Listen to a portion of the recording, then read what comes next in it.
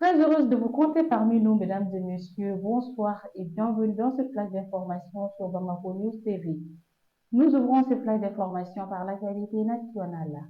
Les femmes viennent de réaliser un exploit retentissant dans la région de Gao. Elles ont récupéré le jeudi 10 octobre 2024 un nombre important de bétail qui avait été volé dans une localité à quelques encablure de la ville de Gao. Le commandant du secteur 1 de l'opération Maliko, le colonel Ibrahim Samassa, a officiellement remis le vendredi 11 octobre 2024 les animaux récupérés aux autorités communales pour être remis à leurs propriétaires. Ces derniers ont salué la bravoure et l'engagement des femmes à restaurer la paix et la quiétude sur toute l'étendue du territoire national. Toujours au pays, le vendredi 11 octobre 2024, le Premier ministre, chef du gouvernement, Dr Choguel Kokala Maïga, s'est rendu au domicile de l'une des personnes les plus âgées du district de Bamako, M. Namori Keita, âgé de 112 ans et résident à Djikouroni Para, en commune 4, accompagné du secrétaire général du ministère de la Santé et du Développement social, Dr Abdoulaye Guindo, du maire de la commune 4 ainsi que de plusieurs notables. Le chef du gouvernement est venu au nom du président de la transition solliciter les bénédictions des aînés pour le succès de la transition.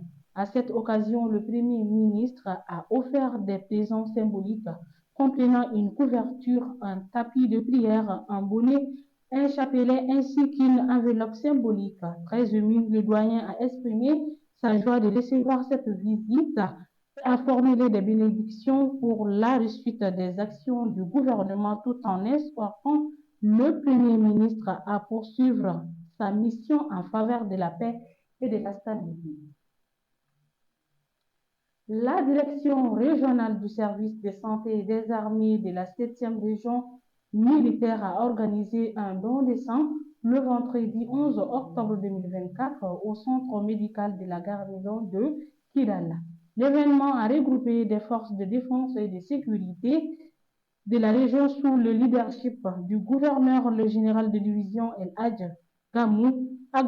Dans son allocution, le directeur régional du service de santé des armées, le lieutenant-colonel Dr Youssouf Kamara, a déclaré que ces dons de sang s'inscrivent dans le cadre du renforcement de la capacité de la prise en charge des blessés de guerre et de la population civile, surtout en cette période de pic de paludisme.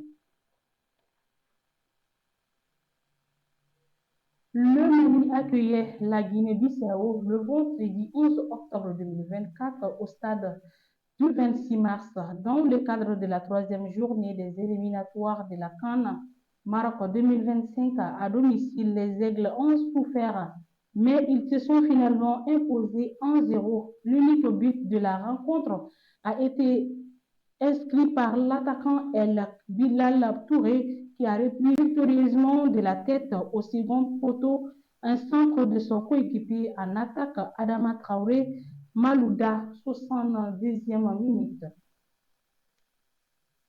Le ministère de l'Éducation nationale demande aux deux CAP d'organiser des rencontres avec les élus locaux sous l'égide des gouvernements des régions en vue de leur implication dans la libération des écoles avant le 18 octobre 2024. La rentrée des classes initialement prévue le 1er octobre a été reportée au 4 novembre 2024 pour cause d'occupation des écoles par des sinistrés des inondations. À présent, faisons un tour à l'international. Le gouvernement sénégalais présentera lundi des projets visant à rompre avec la dépendance et l'endettement vis-à-vis de l'étranger pour privilégier les ressources locales et le capital humain, a déclaré le Premier ministre Ousmane Sonko. Ces nouveaux projets s'inscrivent dans le cadre de la rupture radicale avec le passé promise par le président Bassirou Diomaye Faye, entrée en fonction en avril. Les modèles de développement qui nous ont été présentés ou appliqués jusqu'à présent ne pourront jamais développer notre pays, a indiqué Sonko vendredi. C'est donc pour la fin de l'ère de l'endettement inconsidéré pour investir dans des projets qui n'ont rien à voir avec la construction d'un développement endogène et souverain, a-t-il ajouté. La Corée du Nord préparera pleinement ses armes offensives à la frontière avec la Corée du Sud, a rapporté le ministère des Affaires étrangères de la RPCD. La RPCD adresse un dernier avertissement à la Corée du Sud et exige l'arrêt des vols de drones, a indiqué le service diplomatique.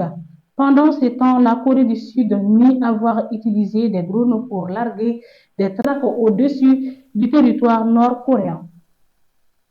Et voilà, mesdames et messieurs, nous sommes au terme de ce flash d'information. Merci à vous de l'avoir suivi. Au plaisir de vous retrouver très prochainement. D'ici là, portez-vous bien. Et surtout, n'oubliez pas de vous abonner sur notre chaîne YouTube et sur notre page Facebook.